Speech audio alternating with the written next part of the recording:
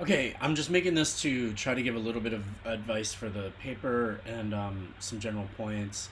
I went over this in class, and the one thing is that I do really appreciate questions because I feel like I don't really always explain expectations very well. And then the other thing would be, in some cases, I try to like provide information. The three appendix of the syllabus, as one example, are set up for more information on the paper. I have the rubric for grading. I have the breakdown of an analytical argumentative paper.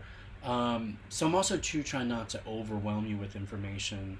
So it helps me just if I get your questions, because then I know specifically, where you're running into challenges.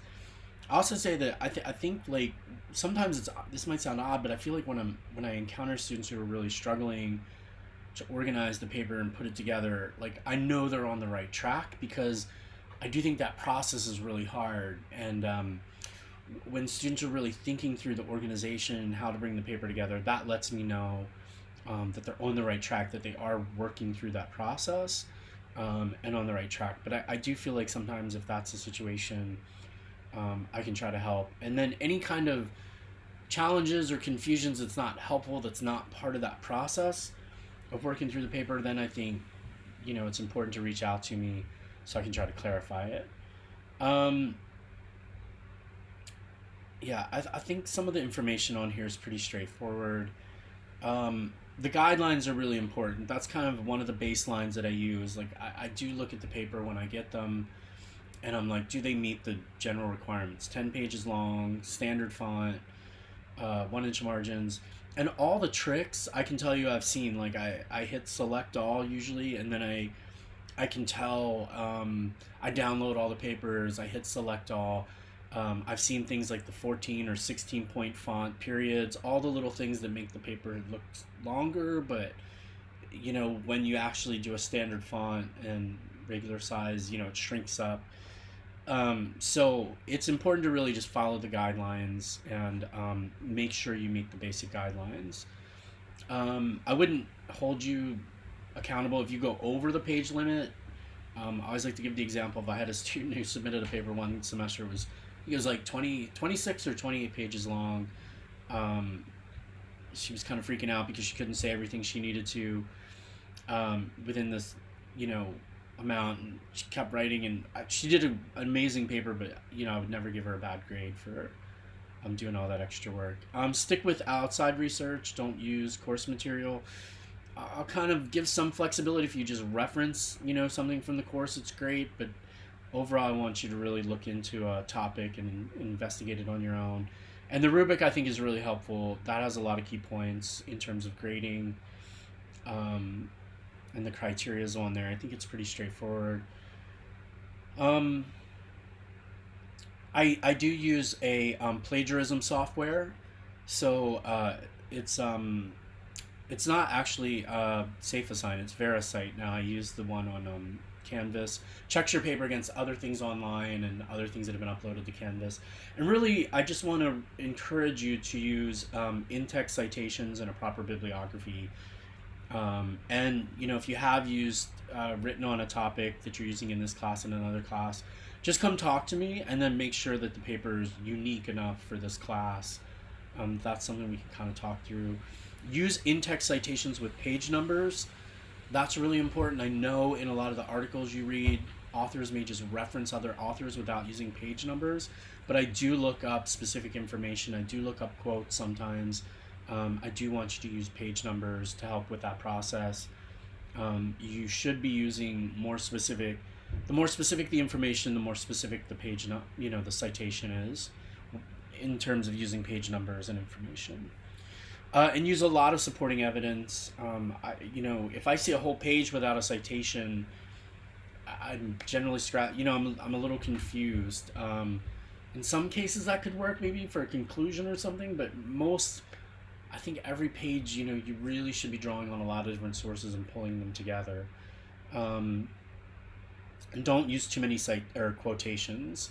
That I think is just from not taking enough time and reading through the material and putting it into your own words. Too many citations is problematic.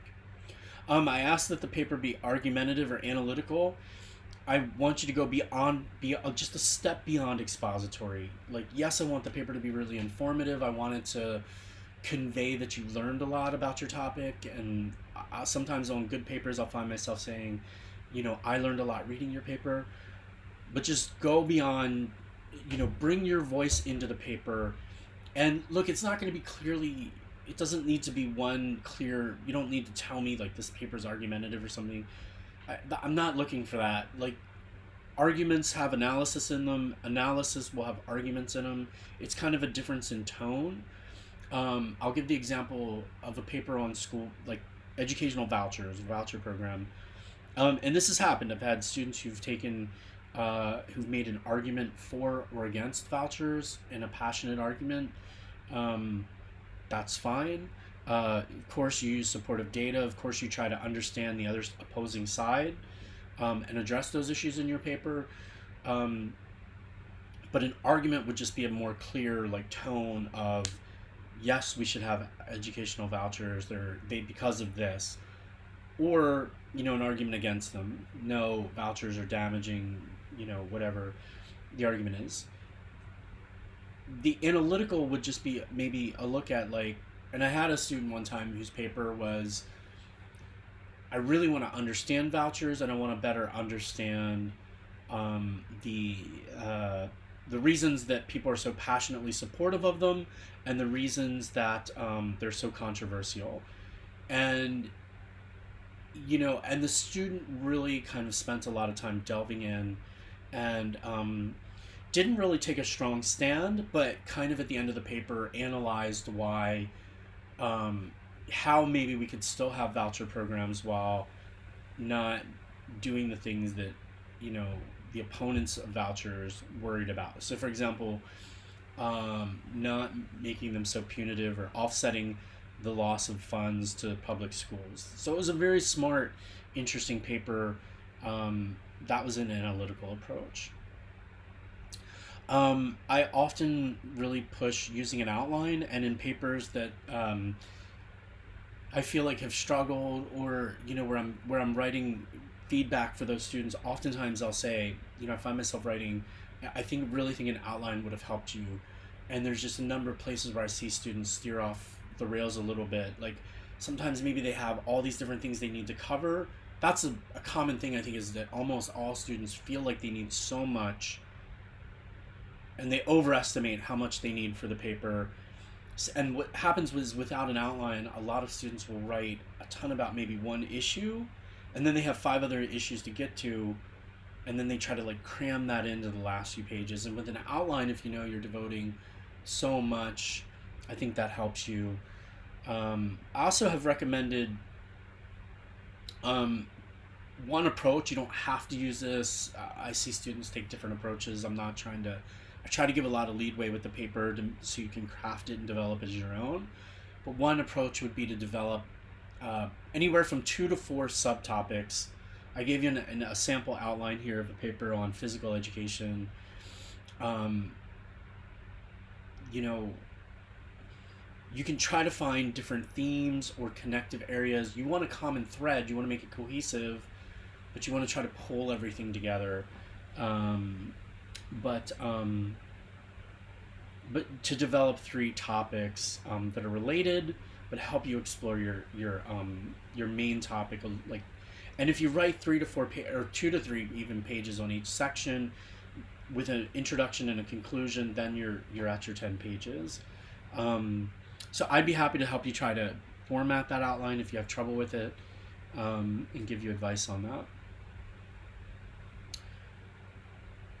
Oh, one more thing about the outline. The other way sometimes I'll describe it too is in those sections, going from the broad to the narrow, or from the broad to the specific. And I sometimes, when I've drawn this in diagrams for students, I kind of put it like in an upside, like two different triangles. So what I mean by this is, like, let's say you're doing charter schools, that's your focus, and you might say, look, charter schools are a great form of innovation, or can provide a great system of innovation and provide opportunities for students to, you know, Then you would go into, you'd want to support that. That's the broad statement. Then you would want to go into the specific. You would want to give examples or research to to support that claim.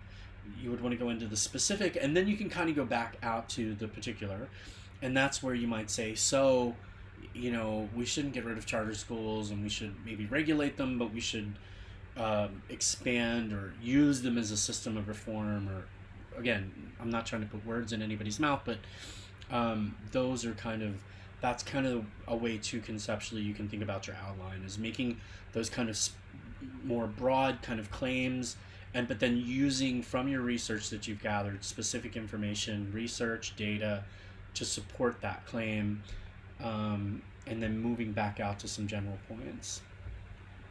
I do ask that you have a thesis. I don't think I'm going to go into it really in depth here. I think I'll probably, when we get closer to the peer review, I'll try to do another short video or something on thesis statement develop and give you some examples of them. The one thing I'll say is I think that the most some people need their thesis kind of written before they write their paper, but I think the most common approach would be to really maybe have a draft thesis, have like a thought or claim initially to help guide you, but then to really let your paper and your research, guide you, help that play out, and then craft your thesis at the end. But I do, when I'm grading, and this is in the rubric, you'll notice, like I do want to see a very clear thesis statement at the end of your introduction. So I think that's pretty much it. And again, in here I've given you examples, so you can look through the PowerPoint. The PowerPoint's posted on Canvas. Oh, I do like to point out, to avoid the literature review structure, I feel like no matter how many times I say this, I have a student or two who will do this, and it's I really struggle with it. But I know some instructors maybe want you to, what a literature review means is to like just use an article title and then summarize the article. I don't want that. I don't want that at all. I want you to write in your words. I want to hear your voice coming through. I just want your claims and your voice to be based on the research you did, and use citations. Don't put the article and whole title in the paper and then, so and so says this, and then she says this, and then she says this. I want it to be your words, your writing, your thoughts and information on the topic, but use citations. Give the credit to where you are getting your information. Don't just review articles. Yeah, that's what you don't want to do. I think transition statements help. The next step in the process will be, and again, if you get a really good rough draft done by the peer review, the next step will be the peer review. I'll have you guys exchange papers. I'll give you a time segment. I'll tell you all the things to do, but that I think really helps you get feedback and then helps you revise your paper. And I'm always willing to read your papers before you submit them. Any assignment throughout the semester, any of you can send it to me. Ask me to give you feedback. I can give some feedback by email. I think if it's really in-depth feedback, then we could set up a video conference or something and talk through it. But I can also use track changes and comments and try to go through your paper and kind of let you know what I think before you submit it. So I hope this is helpful.